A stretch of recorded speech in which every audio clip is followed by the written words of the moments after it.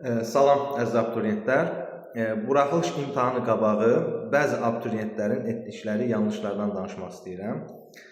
Deməli, abituriyentlərimizin əksəriyyəti buraxılış imtahanına 1 ay, 2 ay qalmış, tamamilə blok fənlərini kənarlaşdırır, ancaq buraxılış fənləri oxumağa cəhd edirlər.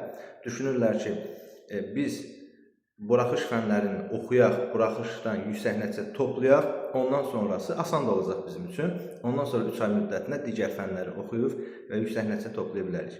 Təbii ki, burada etdikləri yanlış bundan ibarətdir ki, tamamilə blok fənlərini kənarlaşdırıb sadəcə buraxılış fənlərini oxumaq doğru deyil. Bəs ən doğru olan nədir? Doğru olan budur ki, mən buna qatılıram ki, şagird buraxılış imtahanı qabağı buraxılış fənlərinə daha çox üstünlük verməlidir. Bu başqa bir məsələdir.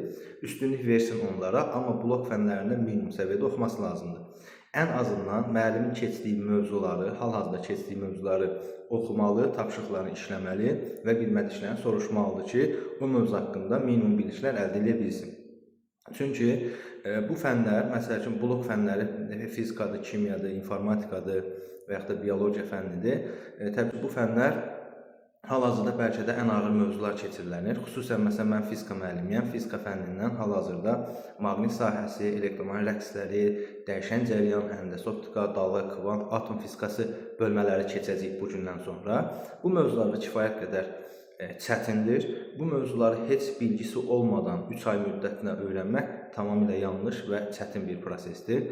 Ona görə də ən azından hal-hazırda keçirilən mövzuları öyrənsinlər, bilmədiklərini soruşsunlar. Ondan sonra, buraxılış fəndən sonra nə eksik qalıbsa onları təbii ki, tamamlaya bilərlər.